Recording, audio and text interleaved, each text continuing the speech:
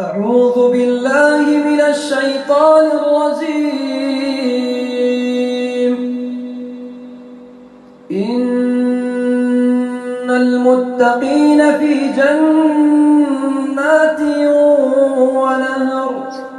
في مقعد صدق عند مليك مقتدر. بسم الله الرحمن الرحيم. الرحمن علم القرآن خلق الإنسان علمه البيان الشمس والقمر بحسبان والنجم والشجر يسجدان والسماء رفعها ووضع الميزان ألا تطغوا في الميزان وأقيموا الوزن بالقسط ولا تخسروا الميزان والأرض وضعها للأنام فيها فاكهة والنخل ذات الأكمام والحب ذو العصف والريحان فبأي آلاء ربكما تكذبان خلق الإنسان من صلصال كالفخار وخلق الجان من مارج من نار فبأي آلاء ربكما تكذبان رب المشرقين ورب المغربين فبأي آلاء ربكما تكذبان مرج البحرين يلتقيان بينهما برزخ لا يبغيان فبأي آلاء ربكما تكذبان يخرج منهما اللؤلؤ والمرجان فبأي آلاء ربكما تكذبان وله الجوار المنشآت في البحر كالأعلام فبأي آلاء ربكما تكذبان كل من عليها فان ويبقى وجه ربك ذو الجلال والإكرام فبأي آلاء ربكما تكذبان يسأله من في السماوات والأرض كل يوم هو في شأن فبأي آلاء ربكما تكذبان سنفرغ لكم أيها الثقلان فبأي آلاء ربكما تكذبان يا معشر الجن والإنس إن استطعتم أن تنفذوا من أقطار السماوات والأرض فانفذوا لا تنفذون إلا بسلطان فبأي آلاء ربكما تكذبان يرسل عليكما شواظ من نار ونحاس فلا تنتصران فبأي آلاء ربكما تكذبان فإذا انشقت السماء فكانت وردة كالدهان فبأي آلاء ربكما تكذبان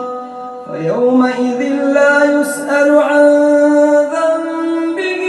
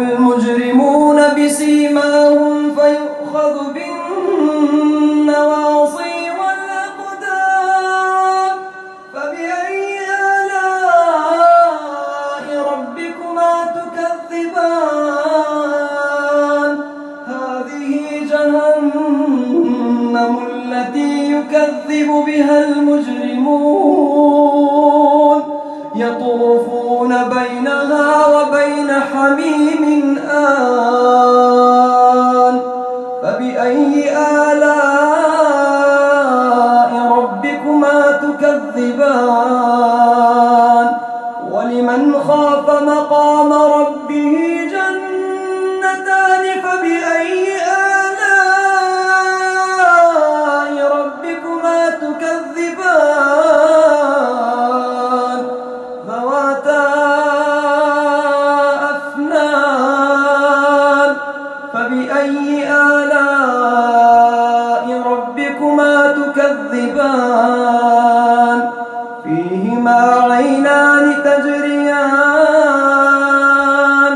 فبأي آلاء ربكما تكذبان فيهما من كل فاكهة زوجان فبأي آلاء ربكما تكذبان متكئين على فرش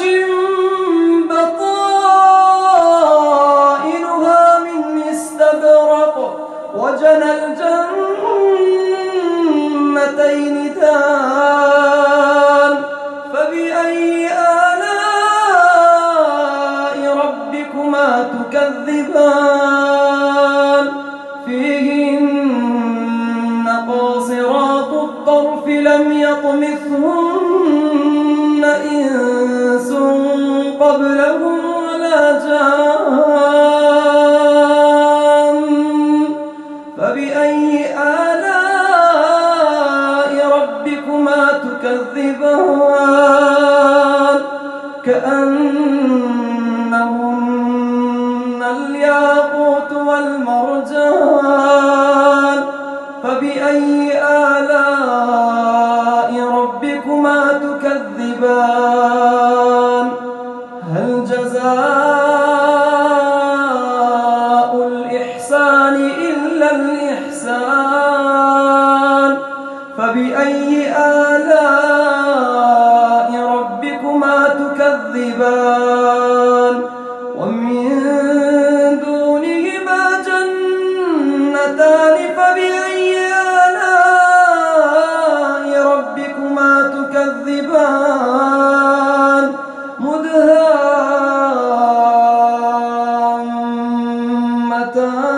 مدهامتان فبأي آلاء ربكما تكذبان فيهما عينان نضاختان فبأي آلاء ربكما تكذبان فيهما فاكهة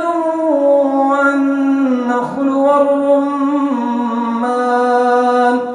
فيهما فاكهة ونخل ورمان فبأي آلاء ربكما تكذبان فيهن خيرات حسان فبأي آلاء ربكما تكذبان حور مقصورات في الخيام فبأي آلاء